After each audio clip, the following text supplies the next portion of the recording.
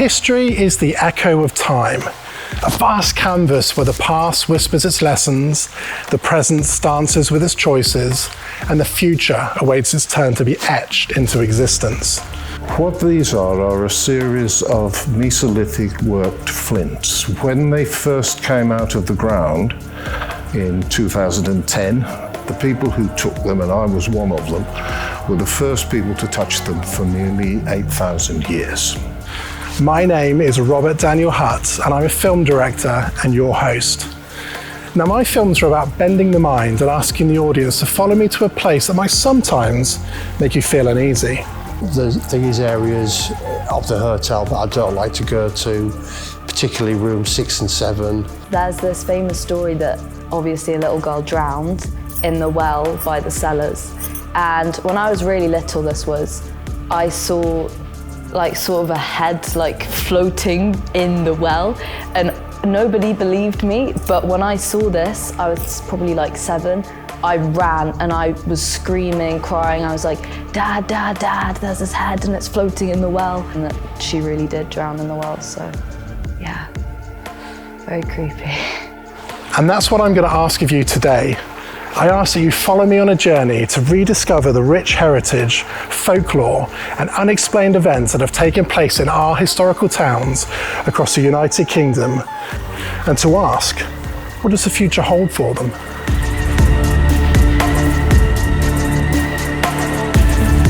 And to help me do that, I've put together a team of hand-picked experts from their fields. Celia is a visionary film producer known for her impeccable taste, unwavering dedication, and creative prowess in the entertainment industry. If there's a story worth telling, Celia will be the one to uncover it. Carrie is a highly respected spiritual medium, renowned for her extraordinary gifts and compassionate approach to connecting with the other side. From a young age, Carrie displayed a natural affinity with the spiritual realm, often communicating with spirits and receiving messages from beyond the veil. Steve has experienced unexplained encounters from a young age. Steve's fascination with the paranormal led him to embark on a lifelong quest for understanding. His extensive fieldwork spans haunted castles to ancient ruins, where he has documented and analysed countless supernatural occurrences. In Echoes from the Past, history meets the supernatural in a thrilling blend of discovery and mystery. Each episode follows our team of intrepid investigators as they delve into historical sites and unearth the secrets that lie beyond the veil of time. Using a haunted hotspot as our base in every town, we will unravel centuries-old enigmas while encountering unexplained phenomena and restless spirits. As we bridge the gap between the past and the present, Echoes from the Past offers a captivating journey through the untold stories of our country's haunted history. Now I'm standing in the gardens of the Antrobus Hotel, built on the site of the Chopping Knife Inn and formerly a vicarage, school for young gentlemen, and a temperance inn. The Antrobus Arms Hotel is an original listed 17th century coaching inn set in the ancient town of Amesbury and a stone's throw away from Stonehenge and nearby Salisbury. Now, I could tell you why we've decided to use the Antrobus Hotel as our base here in Amesbury, but Celia's tracked down some people far more qualified to do that than me. Tell me what your relationship is to the Antrobus Hotel. I've lived in Amesbury for nearly 40 years. During all of that time, this has been my local. Yeah, so I mean, I was a regular here for a good few years. Was good friends with the owner, Steve, and ended up becoming the general manager here. And I worked here for about 3 years. Well, in them days, I was only about 20. I was going out with the daughter. Mrs. Pinkham owned the Antrobus then, Mrs. Pinkham. So I was going out with the daughter, and I used to stay in room 6 whenever I stayed here. Yeah, so I'm the daughter of the owner. And so yeah, I've been coming here for, I think, I tried to work it out, roughly 17 years. Well, I'm the owner's daughter, so my dad owns the place, so I stay here quite a lot. So my connection with the Antrobus is that my dad is also the owner, and so I've been coming here for many years now. I originally came down here about 7.5 years ago due to my job and my company relocating me. So I spent about 3 months actually living in room 1 in the hotel. I visited the Antrobus Hotel and I just fell in love at the place at the first time, and I laid the eyes at the buildings and I saw the restaurant, and without a doubt I think I will do very well here in a restaurant. It is some connection that the place that I never been before, I never seen it before, but then when you step your foot into it, you feel like home. When you're handed the keys to a haunted hotel, you're inevitably filled with both a sense of childlike excitement and absolute fear. So we all sat down and we spoke earlier, and we agreed that we would ask Carrie to kindly share our protection prayer. Is everyone still happy to continue on that basis? Yeah, good idea. Okay, over to you, Carrie. Okay, guys, if we'd like to join hands together now as we ask for protection.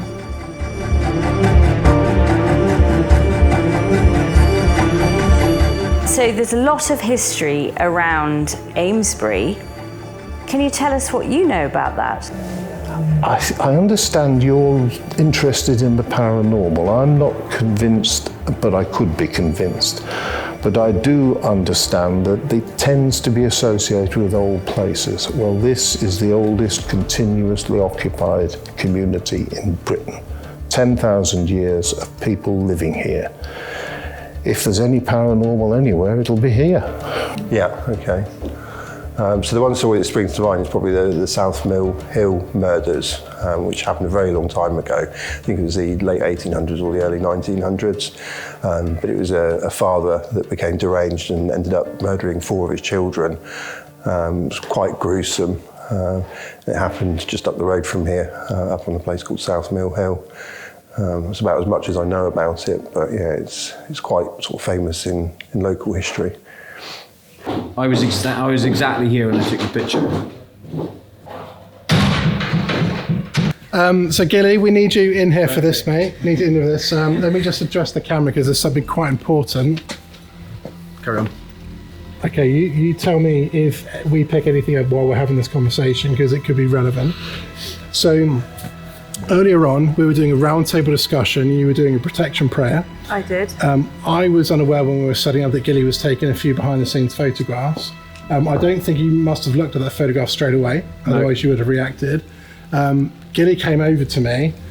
Now, I thought he was having me on and winding me up, so I didn't react straight away. I didn't want to look silly, because when he showed me a picture of what looked like a young girl's face standing, 6 foot away from these doors that are behind Celia and Carrie right now, I thought there's no way we would see something that clear.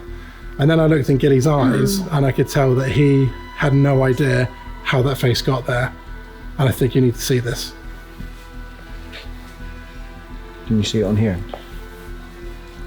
So this is everybody See, I think she looked like the woman from upstairs. sitting around the table. Florence. Does she? So for security reasons, we have to shield Craig's identity. Thank you very much for joining us, Craig. Can you tell us about any experience that you had when you stayed at the Antrobus Hotel? Well, I'm a staunch skeptic of everything like that. And this particular day, there was a briefing going on, and the door opened itself again on its own. At that point there, I just couldn't believe my eyes. If somebody had said to me about it without seeing it, I wouldn't have believed it. However, I witnessed it, and there it was. That said, Lambton, as an engineer, and looking at it from a physics point of view, I had it in the workshop, stripped it upside down, inside out, you name it, and everything like that, and I could not debunk why it did it. That must have been terrifying for you. Quite spooky, really. Because I've never come across anything like that before, because I just did not believe in that side of things. However, now that I've seen that with my own eyes and things like that, and couldn't find any way of explaining it, that was it. And of course, I was interested then, and various other things that went on in the hotel, especially in the cellar. Cellars. They're the sort of spaces you find yourself trying to escape from in your nightmares. Let's put off exploring the cellar for just a little while longer. What we're doing is right here. Gilly's putting his hand where the top of the girl's head would be based on her appearing in the image. That one's orange. Is that a good thing or bad thing? It means it's slightly higher EMF frequency. So a girl of that height would be how old? 11, 12? Yeah. And do we have any age on the girl that people are talking about from the interviews earlier? Well, she's a little bit further back because it's not right up against the window, I don't think. She was about 15, right? She could be quite here. young. She could be down here. Yes. Celia, what are you thinking about this? Well, I'm a bit nervous, and when I get nervous and a bit anxious about these kind of situations, I get the giggles. And if I catch somebody's eye from the team, then that's it. So I just can't look at them. And she holds on to me for and I hold on for her for extra protection. And then I think everything's going to be fine.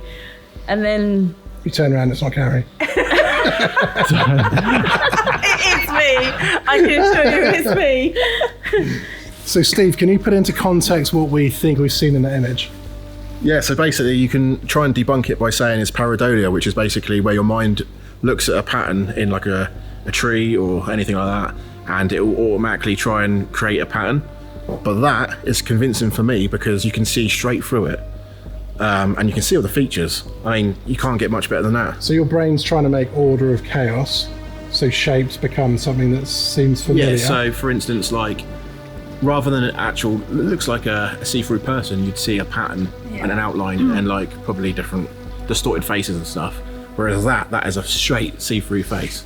The one thing that actually has had a huge impact on me, which is we have these moments when we're around the table, we're in a room and we're inviting that contact, and that's on our terms, and you suddenly realise that none of this is on our terms at all, because actually we're being observed at points, like right now, when we've let our guard down.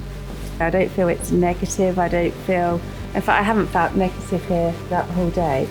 Only the maid that I felt needed some assistance, which we will do in a minute with the investigation. Where is a sensible place to go from here? Room 6? Yeah. Room 6 seems to be the one. I'm going to try something really quick. If the lady, how We do you reckon say Florence. Florence, if you're here and you want us to go to room 6, can you make this light up, please? Can you touch the green light if you want us to go to room 6? Or room 7? Same room, probably to her. That flicker, did anyone see that flicker? Florence, can you come to us, please, and let us know you're here? Oh my God, I swear I'm hearing stuff out of the mic. I'm not lying at all. What are you hearing? Just like background chatter, like on my life. It's like human voices, it's background chatter? Not clear, just like background chatter, because this is high pickup. Yeah. Okay. Keep make us aware every time. Well, because this is picking up everything. Okay. Well, in them days, I was only about 20. I was going out with the daughter. Mrs. Pinkham owned the Antrobus then. Mrs. Pinkham. So I was going out with the daughter, and I used to stay in room 6 whenever I stayed here, and that's basically where I saw the ghost there. And to tell you, it's only a quick thing. What it was I was laid in bed, just laid down on the side like this, and there's a wall there, and I was in the beds here, and I just woke up. Something woke me up. I looked out, and this little lady was looking over me like that. There's my head, and there she was looking straight at me. Now, as I woke up, it frightened the life out of me. I went round and turned there's a little table lamp. I went round and turned the table lamp on, and as I got up, she just stood up like that, like in shock. It was only like a cloak with a hood. I couldn't see her face really.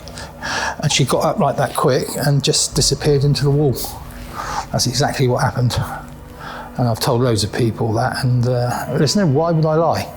Just make myself look silly. We've put it off as long as possible, but now the hotel is growing impatient. Perhaps it's time to start the investigation. What I want to do now is basically take the infrared camera up, full spectrum camera, point it down the corridor, so whilst we're in the rooms investigating, if anything happens outside or if there's any noises, we can rule it out because we've got a view from the outside.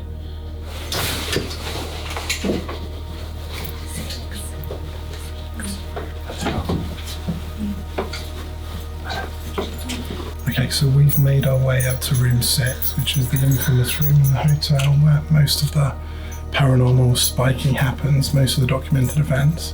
Carrie's got the keys and she's going to go in for the first time. Okay, guys, let's have a look. Okay, see what's in there. All right.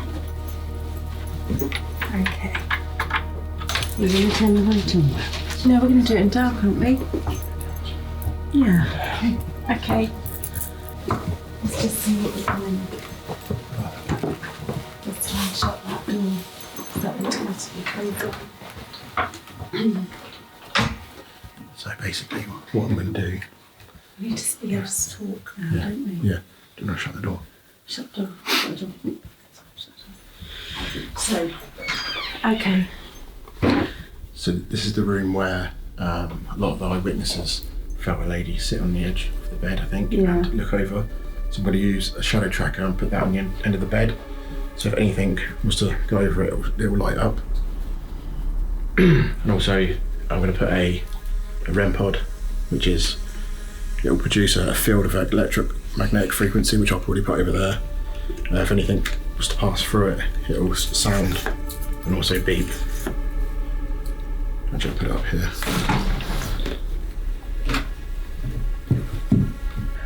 So I haven't really had many experience, but once I was in that hallway over there, where the toilet is, I was sort of playing on a computer. It was quite a long time ago, but yeah, I just heard these weird footsteps going out in front of the door, but there was no one there. Like the hotel was empty apart from me and my dad, and my dad was at the bar. I didn't think too much about it, but years later, I heard that I was working with Stefan in the hotel in London, in the reception, and he was training to be a lawyer, so he's not the sort of guy that would lie about this, but he went to the same place, and he saw something. He didn't really want to go into too much detail, but he saw something that frightened him so much that he had to leave and quit. And then also I had another staff member again describe to me that they were afraid to go there. It's where the kitchen is also, so she was afraid to go down to breakfast in the morning on her own, because apparently there's some lady walking around there, and that sort of, the footsteps that I heard sort of sounded like a lady with high heels. And it's interesting because earlier as well, all this activity coming in now, isn't there? Yeah. Okay. All right, we're just going to ask you, Spirit, to come forward to us here this evening to communicate with us. I know you're already here because I can see you and I can feel you now, but can you please, we mean you no harm. We come in love and light. You know my name's Carrie and this is Steve here. So I ask that you can please step forward and communicate with us. We're here to be interested in your stories and your tales of your journey on this earth plane, okay? Okay, I can feel her right round me on my right side now. Can you walk towards the green light, please? Walk towards the green light, Eliza, for me, sweetheart. That's it. Just build your energy up. Know you're safe.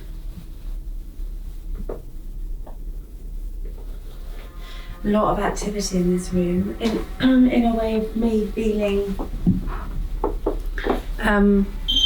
with Eliza. Can you touch that again, please?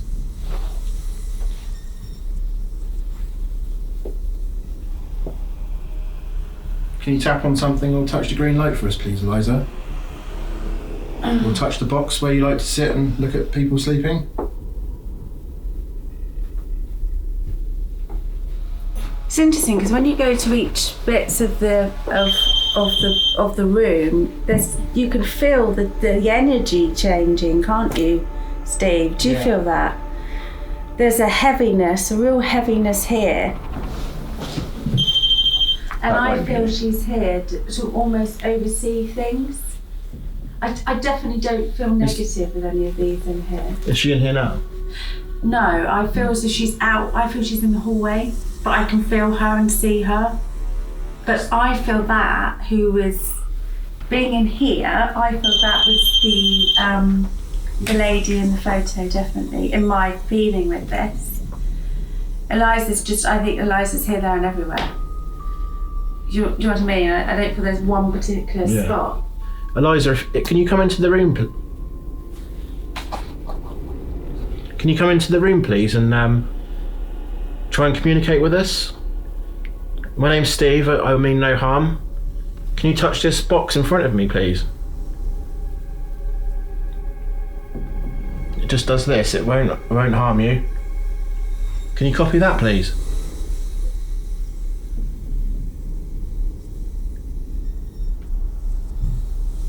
Yeah, I've seen a little girl about 2-3 times before, and I know a lot of people talk about rooms 6 and 7 being haunted, and I was staying in room 7 this one time with my younger sister. This was during lockdown, so a few years ago, and there was all of a sudden like this really strong wind outside. I think there was a storm going on, so we both woke up, and then I just saw this little girl walking next to the bed, and I screamed. I was so freaked out. So I was like, Ruby, wake up, we're leaving this room. I was terrified. And then we ran to my dad's room and I was like, Dad, I've just seen this little girl who looks like she's from the Victorian times. I'm terrified, I can't sleep in that room again. And ever since, I just get really, really scared when I go near there. So now we're gonna go to the next room, which is now room 6. Okay, guys, let's just go in here.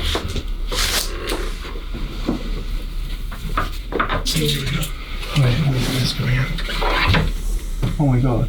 What? Did anyone feel that? No, a seriously cold breeze just went past me. Don't worry, come on. You come. So we've just been into room 6, which is where Carrie's going now. The temperature is very low. Yeah. There was a steam or a mist with Celia's breath.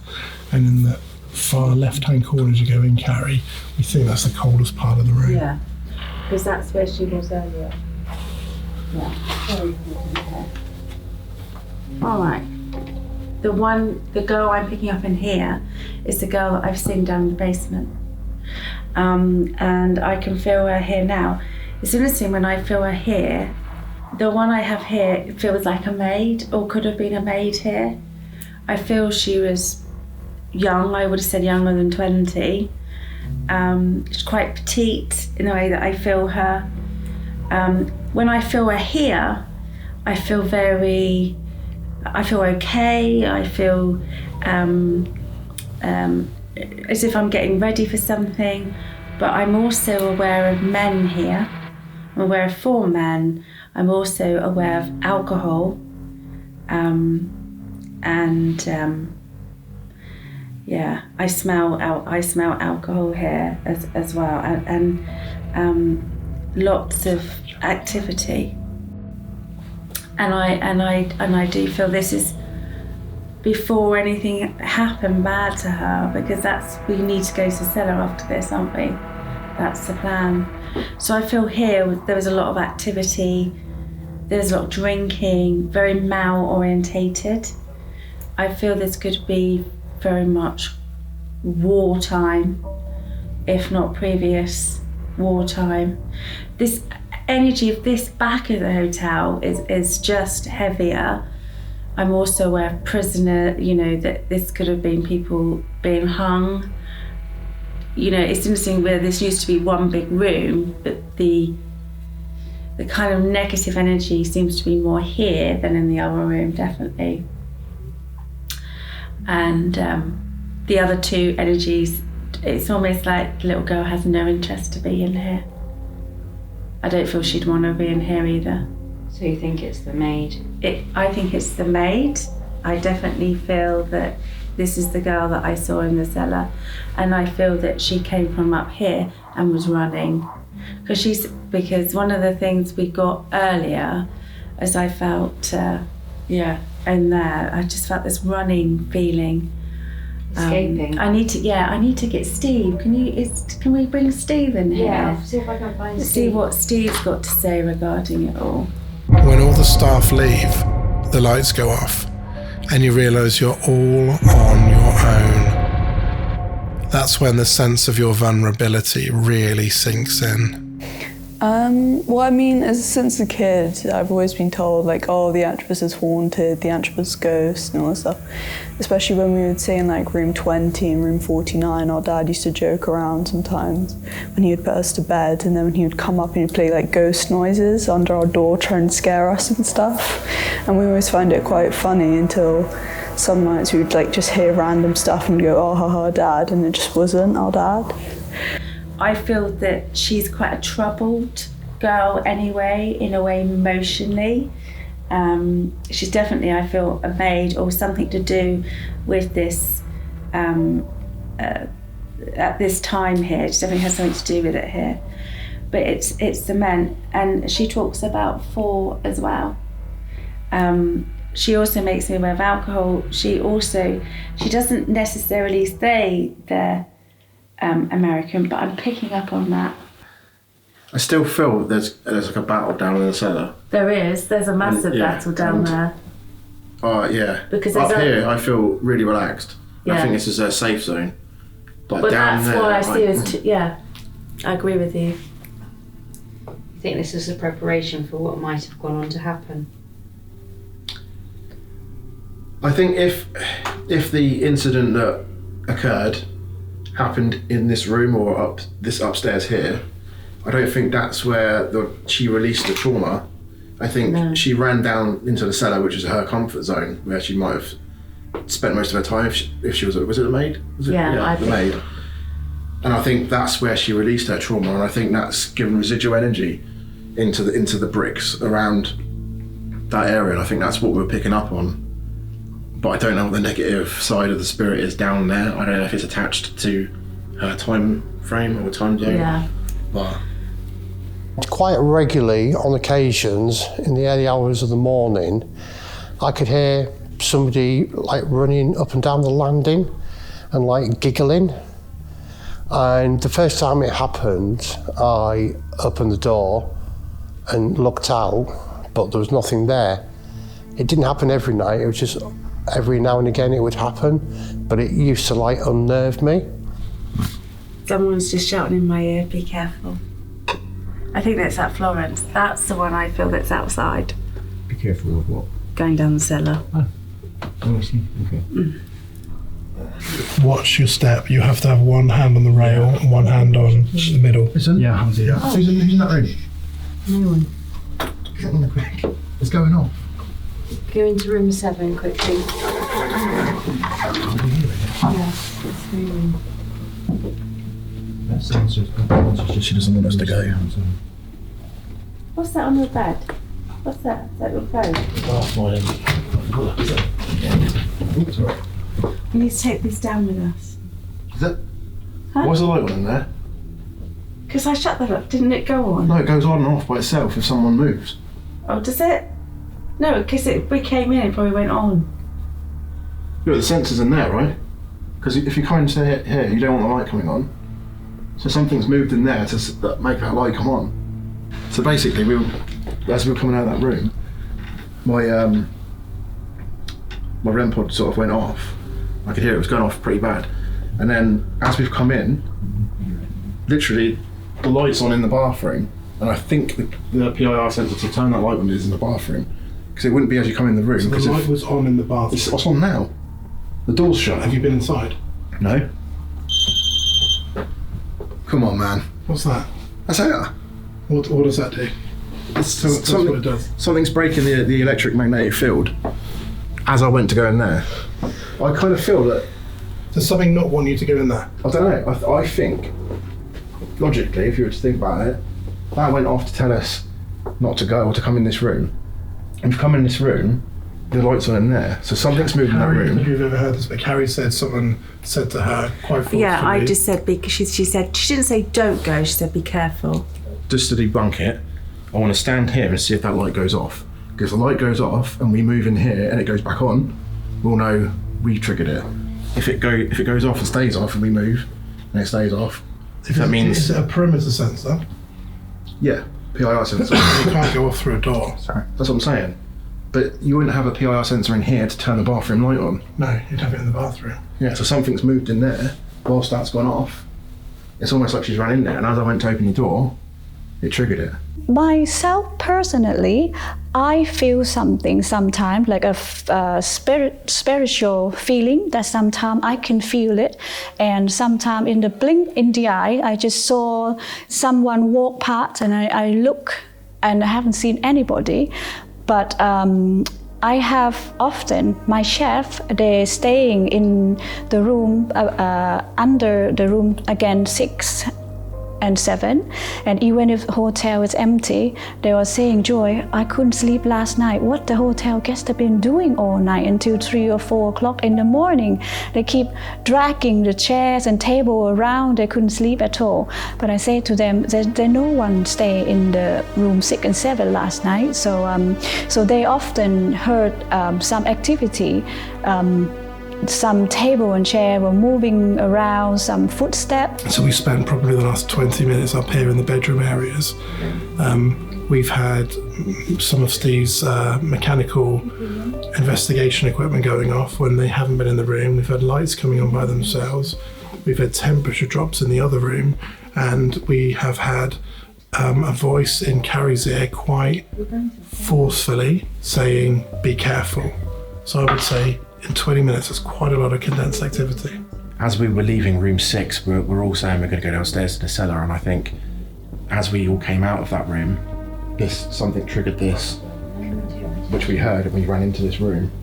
And then I just find it weird that the light's on in there, but yet the door's shut.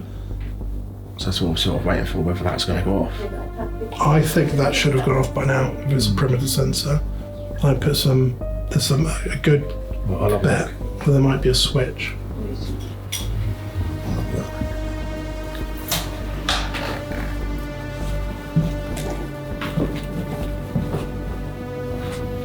Nope, no switch.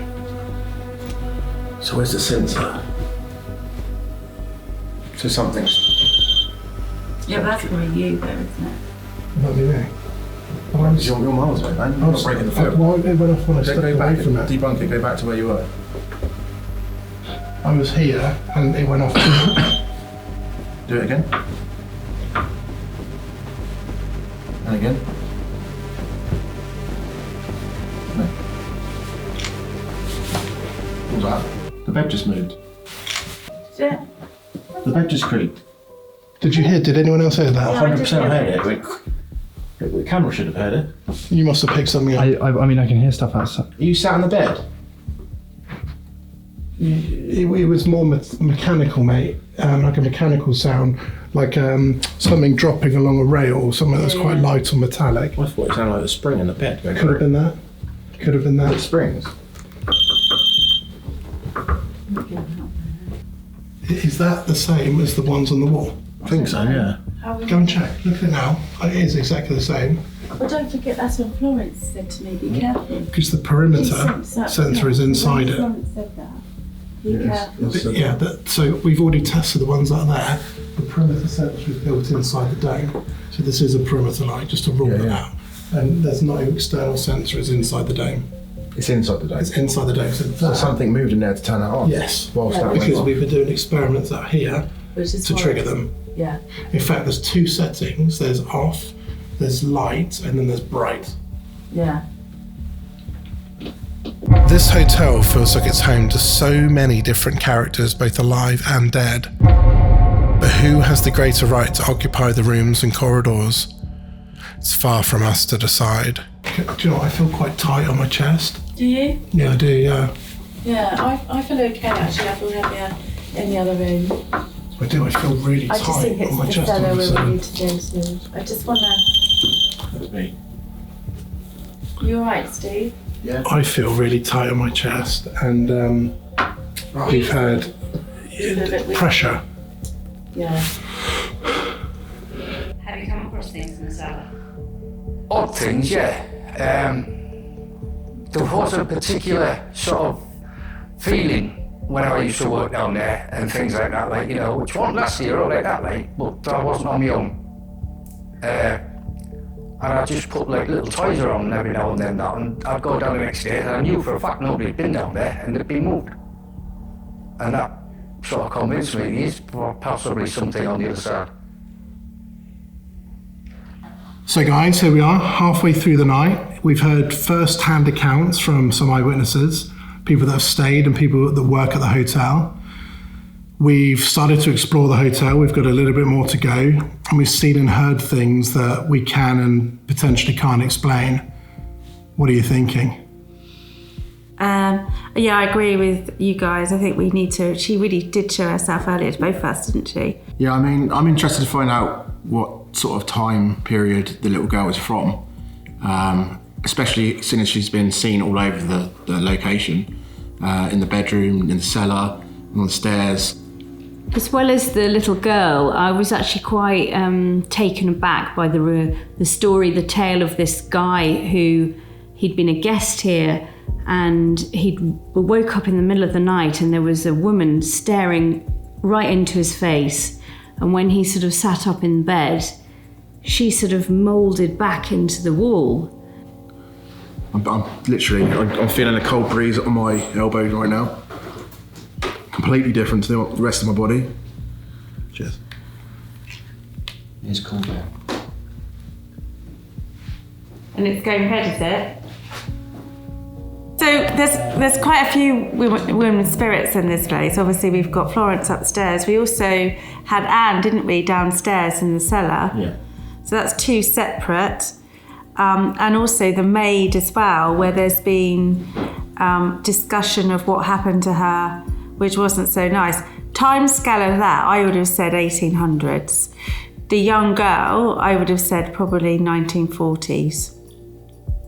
So there's two things I'd be interested in talking about. One is, I guess, and it's a question for you, Carrie, which is when you're in touch with a spirit from the 1800s, are they in any way aware of the passage of time?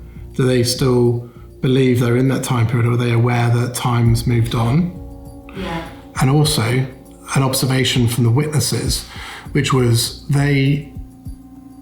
I think a good witness is a cynic, someone who doesn't want to talk about what they've seen, and something has to be, or they have to be encouraged to open up. And I think a few of them were very reluctant to share the information, and even said, well, the reason I don't talk about this is because I don't want to be seen to be looking silly. So the fact that we created a safe space for them to tell those stories, and then they said, well, I haven't told anyone this in quite a while, I thought was quite interesting. Yeah, and overall, I think this location is full of different, I guess, spirits from different time periods. And the fact that so many separate spirits themselves are being literally seen all over the property, I think we're going to get some really good results tonight. I mean, this hotel and the whole general area is so steeped in history. I mean, it's just incredible. I mean, it's hard to find anywhere more historical with so many stories, and all the eyewitnesses that came forward today, you know, they've seen so many things that were quite shocking. And yeah, they were, again, you had to really dig deep to reveal some of the things they'd seen, because they didn't want to look silly. They wanted to, you know, be believed. So yeah, it was really interesting meeting them today. Yeah, so we used to just hear all these haunted stories. There was quite a popular one about a little girl who was murdered and drowned in the well in the cellars. And loads of people since said they've seen like this little girl running around and all this stuff. And we were just like, oh, we don't really think it's true and this stuff, but sometimes you hear these little things, like footsteps and laughter in the background, and you're just like, oh, maybe it is really haunted. Regarding the question that you asked, I feel that they would know time's past. Sometimes and we will discuss this more later in the investigation of what me and Stephen pick up, but sometimes it's the memory that they leave behind. There's many reasons why an energy or a spirit will stay in a presence. To manifest themselves is a different phenomena altogether, and actually takes a lot of energy. So for these witnesses to actually objectively see somebody is quite a strong, you know, their energy to be able to do that is very strong to do that. I'd be very interested in knowing whether there's intention there. So whether there's conscious thought in terms of what they would want, and actually whether there's any capacity for us to help them in any way. So I know we talked before we came in here about helping the living and the dead to live in harmony in a shared space. But if there's a girl here and if she's not in a good place and would be better off in another place, whether we could help facilitate that. Yeah. For sure, I think if she was just distressed, I think she definitely needs to be moved on. You know, in this world, we wouldn't want someone to be distressed, and in their world, you know, we need to definitely pass them on. I got the impression from the eyewitnesses that all the experiences they had were quite positive. There wasn't anything negative apart from the one, I would say, which was about the maid. Yeah. And she seemed to be so fraught with despair, and I think if anybody, Carrie, that is the one. Yeah. They hear the noises all the time because the chef, they live below room 6 and 7, and they live in from Monday to Sunday. They never left the building, so both of them have experiencing about these noises and footsteps all the time, but they actually don't really feel that actually not the people. Yes, definitely. That's the one we and Steve were talking about downstairs, and she's the only one that I said that I felt here that I feel that we need to do a prayer, crossing prayer, even just a healing prayer, definitely. And also the information that she's given to us in different areas around the hotel is definitely all sort of combining together of the story of what happened sadly to her. It is very harrowing, and I feel that from what I felt with her so far, she wants her story told. You guys have all heard stories this evening. You've seen and heard things yourself. I guess my question to you is, do we have an appetite to continue? For me, I'm all for it. This is what we're here for. And the more information we can get from the walk around and the investigation, I think there's definitely questions that need answers. And having met all those eyewitnesses today and realising they want answers, they want to know who these people are, what happened to them, and I think we've got the right team to try and work that out today. I think we should carry on. Absolutely, 100%. We owe it to them as well to actually tell their stories, and especially if she does need help with crossing over. So yeah, so here the fun begins, guys, of exploring that avenue. Very exciting. Should we go? I think we should. Let's go. I didn't really think any more about it until I started talking to local people in here, and they were telling me about the little girl on the stairs, and that's when I became a bit more interested in the history of the place and what was going on.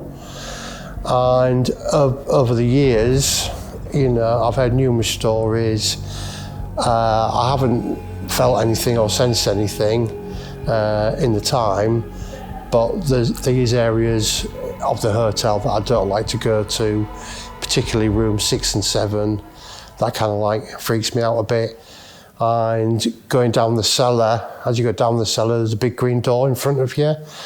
And you go through that door and it's just very unnerving. It's really cold, it's in shivers, and it's just goosebumps. There's something down there. A good witness grips the arm of their seat, and you can see the fear in their eyes when they recall the events of the past.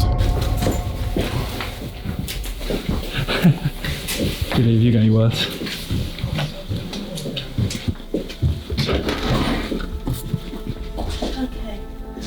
So we are in the courtyard area, which I believe was built with the purpose of horse-drawn carriages being able to come into here, drop people off, and then go and get cleaned or whatever they would do before picking people back up again. Now it's just a big storage yard, and that door on the far left is how we get to the kitchen, and the door just before that leads down to the cellar. All right, we need some light in here. We do I need a bit of light. Yeah, mate, again, really careful. Oh, bloody hell. You've been down here. No. Yeah, definitely heaviness down here. So, as far as we're aware, this was recently flooded due to the heavy rain. It's just drained out. There can still be wet, soaked through floorboards, so just be careful where you tread. I don't want to scare them too much, so which I know that something upstairs. Yeah, that's what I heard from my chef. But for myself, when I feel have a spiritual feeling, for me, I've been here in this place for 8 years. I know that someone was watching over me. Can we just come in here? Because I feel that is the lady that's upstairs, and I also feel that that is the lady that was outside. You okay? The door's wide open. I shut that before I went up there. You don't be able to down there.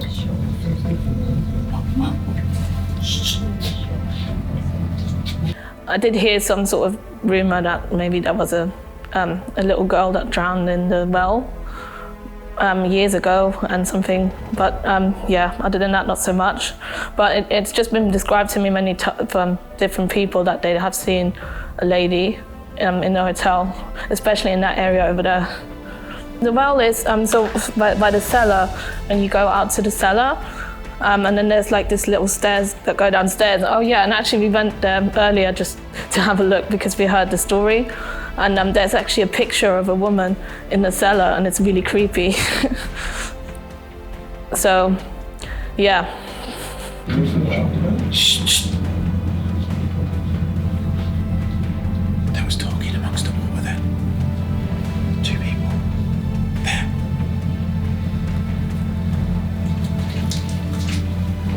Hello? Someone in here? Did you feel it objectively, Steve? Did you hear it like? I could hear it amongst the water as soon as we get chatting. Show yourself. Come in. We just asked you now to really here this evening to not to wish you any harm. Jesus Christ. It's a fucking shadow, man. So they have recently they've had a priest up there to try to sort it out, but whether they have or not, I don't know. But it's room 6, and now there's room 6 and 7 are together.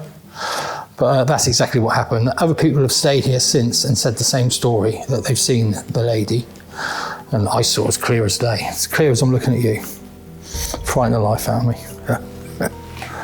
That's true, that's it. There's a shadow. Okay, can I just have a look, see what's going on? I just need a little bit of light because it's just difficult to see anything. Yeah, see this is where, can we just come in here? Energy really changes in here because obviously this is where speculation of stories over the years, where the little girl, Eliza, was sadly drowned. If you want to come through and to actually where this is here, just over there, to where, and obviously there has been sightings of this little girl, and I personally feel she fell in there. I don't feel that it was anyone else's fault. And I believe that that's young girl Eliza that I see upstairs in room 6. I also feel that there's a lady here called Anne who's in a black Victorian dress. I would definitely say, agree with what I say from upstairs to down here, that Eliza's probably more 19th, sort of not as old, period to 1800s. I stand down there. Be careful because it's really wet in down here. Anything, Steve? I'm not too bad now. I'm a bit lost. Like, when we came for the recce like, a few weeks back, I went down the outdoor, through that gate, you know, the gate at the back. Yeah. Down some steps, and down a corridor that looked like that. But it didn't lead into here, so I don't know where that goes. But it looked like that. Oh, Jesus Christ. Sorry, can we just put some light on out here? Is that okay? Yeah. Just a little bit of light so I can see where I'm going. My main thing is to get to where I feel the maid is. Yeah. Okay, I just we'll head down there first, I think. just want to head down there. Is that okay? Just recently, my wife's started working here, and I've got a bit more involved with the day-to-day running of the hotel, doing a few jobs. And what I notice is when I go down the cellar, that big green door, a lot of the time is open and it's always kept shut. So to me, it's like somebody's coming through that door. So what I decided to do is I positioned an empty barrel in front of the door, just in case it was the wind that was blowing it open.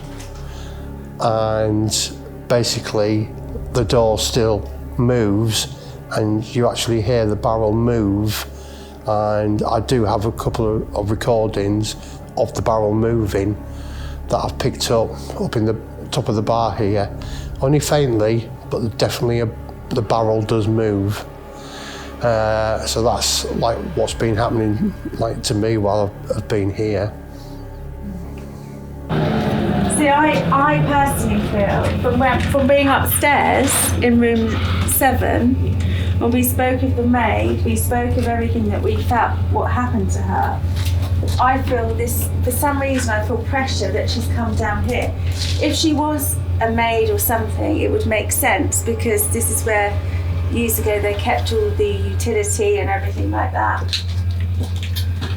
And this down here, be careful with your head.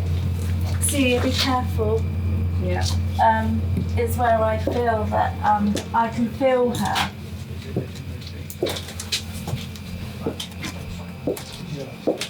You know when we come down, and you go left. This is quite interesting down here, isn't it? I feel there's a lot of stories that need to be told in this basement. So Alex, if you can film here, there's some more steps. The experiences started in the house just down the road here.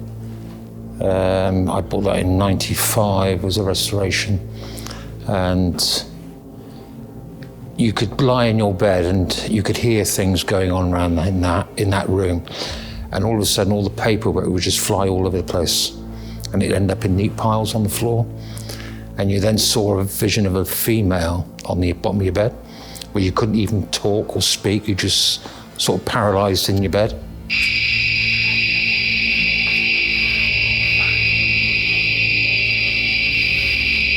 The girl's here. The spirit of the girl's here. We mean no harm. We're all here to help you. She gives me Rose now. She gives me the name Rose. She's just talking to me now and saying Rose. Rose, if you're here, I've put a little ball down there. Can you try and move it for me, please? In a minute, I'll put a device on that can try and help you talk to us. If you need help, can you try and move the ball for me, please? Rose, we wish you no harm. We spoke earlier. We're just here to understand your story. And I saw you upstairs, and I feel that you feel different down here than what you did upstairs. You feel sad down here.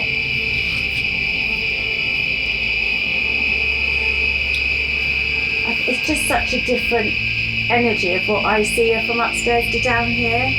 Yeah, did you live down here? Can you try and move the ball or make the ball light up, please?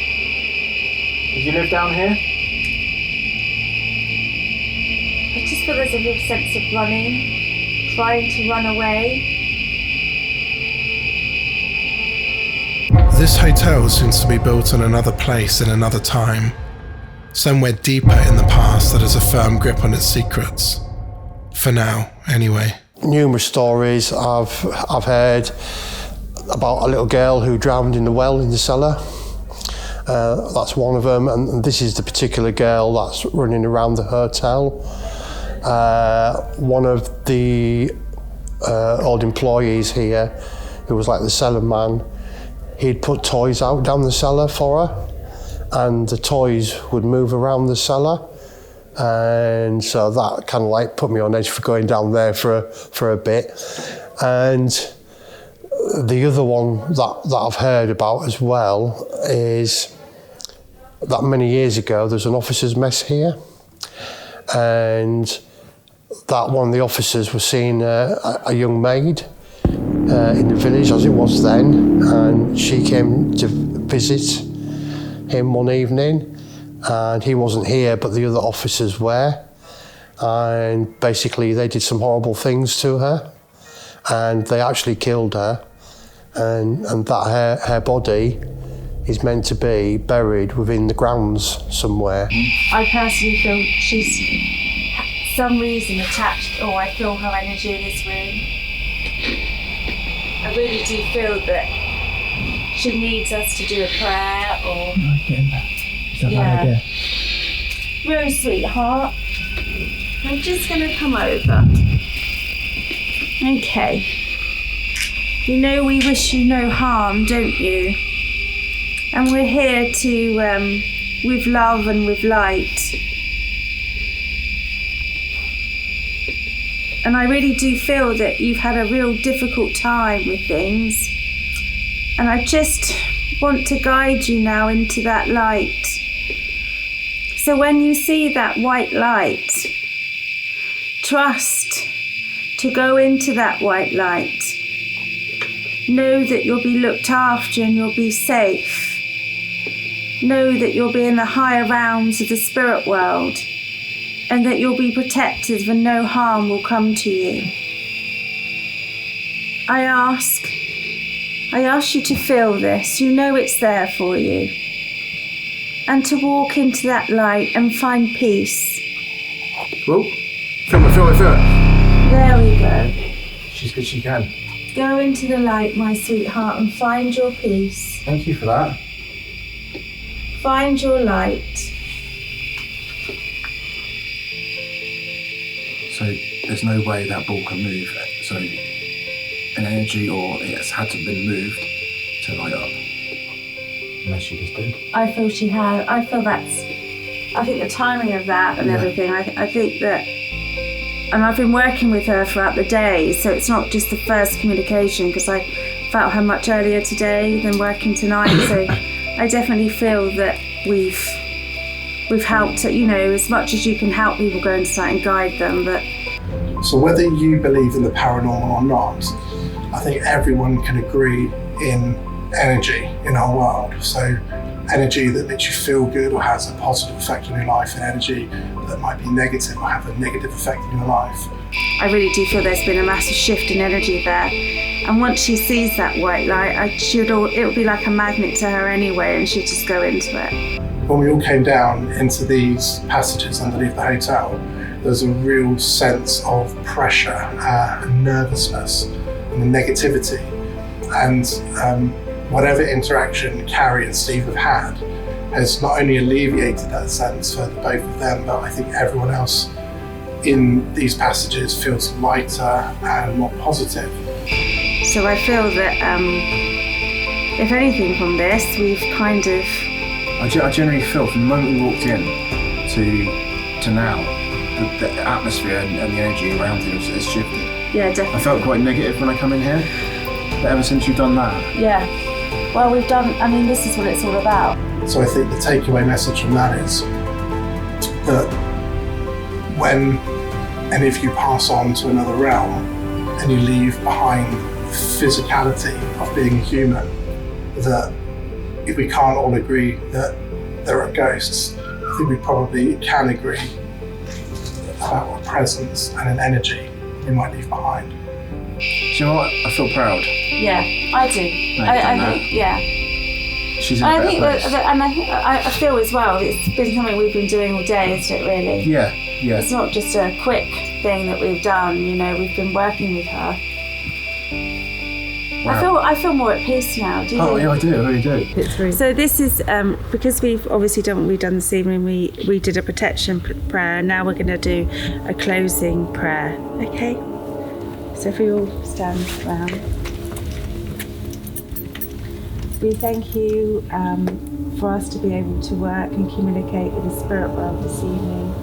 As we ask protection, we ask now that our thoughts go to those that have made that transition to your world, that they find love and they find peace. We also ask, God, that you protect us with your love and your light. Amen. Amen. Amen. Thank you, Carrie. It's all right, my pleasure. Thank you, guys. Thank you. Right. I should say that.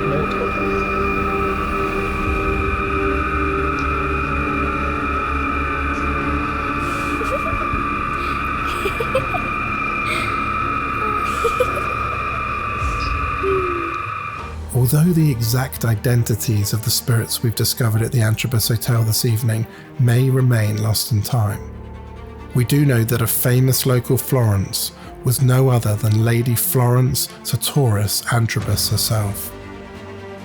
Of course, a lady of such standing would never be seen frequenting somewhere like the Hotel Antrobus. That is, unless of course she had a compelling reason to, and if she did, surely she'd be wearing a black hooded cloak to hide her identity.